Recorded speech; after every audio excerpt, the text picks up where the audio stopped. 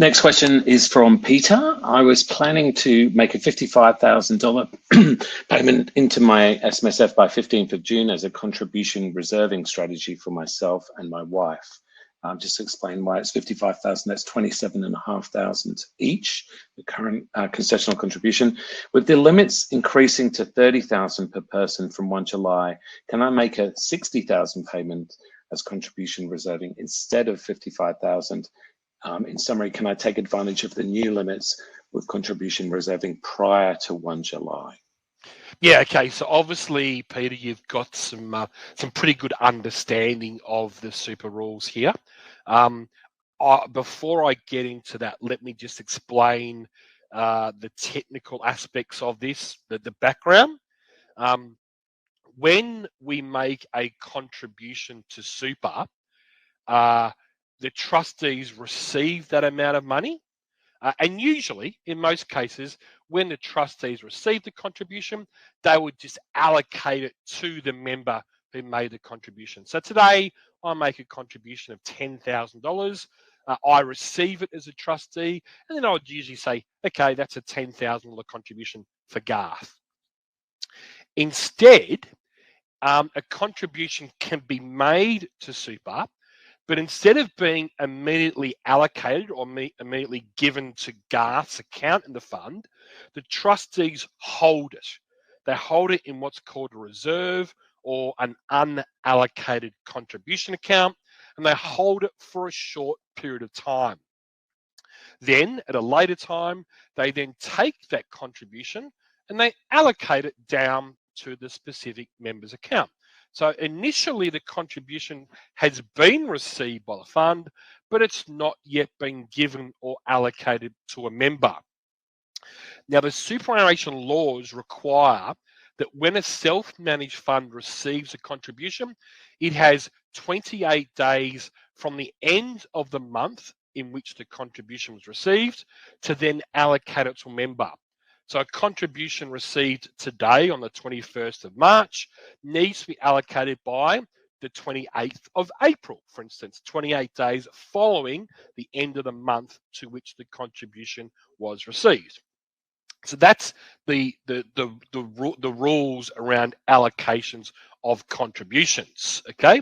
Now, when we look at it from the initial contribution receipt, so when the initial contribution is accepted, received by the fund, that is when it's included in my fund's assessable income, when it's received into the fund. When it's received by the fund is when I can get a tax deduction for that contribution. So if I make that contribution in this year, I get a tax deduction this year. And of course, the work test would apply if I'm, for instance, above age 67. Just think about that.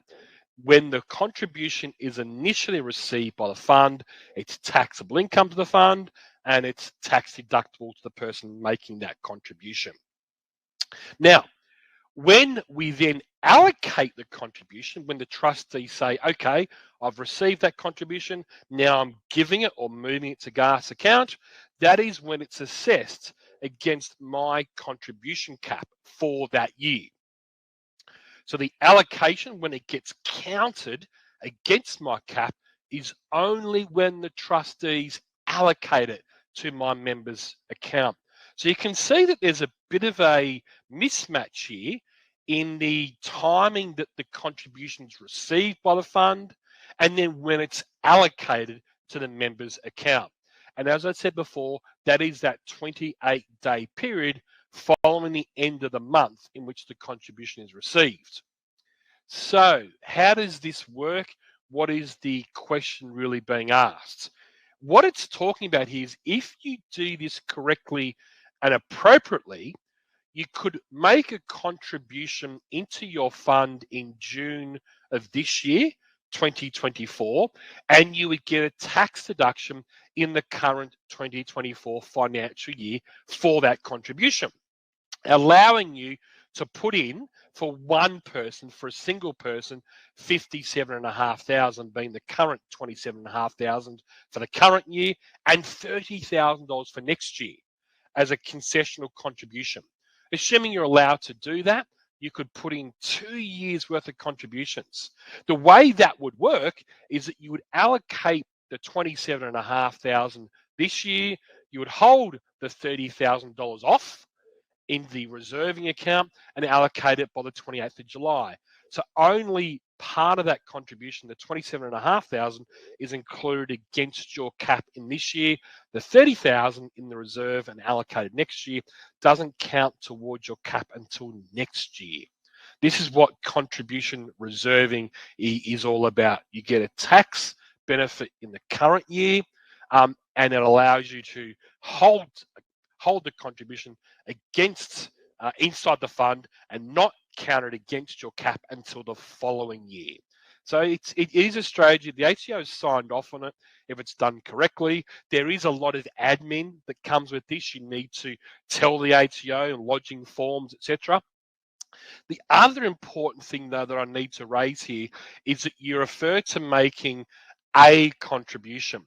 So the contribution rules and the legislation use the wording a contribution.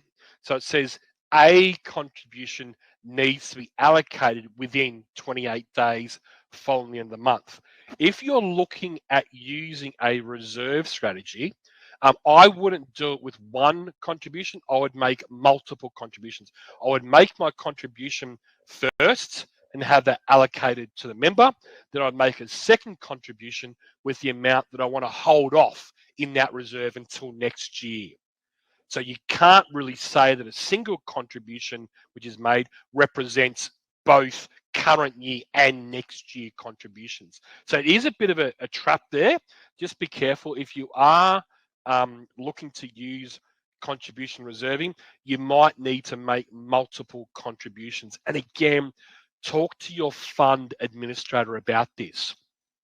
We had a couple of these questions come up. So in next month's SMSF newsletter, you'll see an updated article on contribution reserving.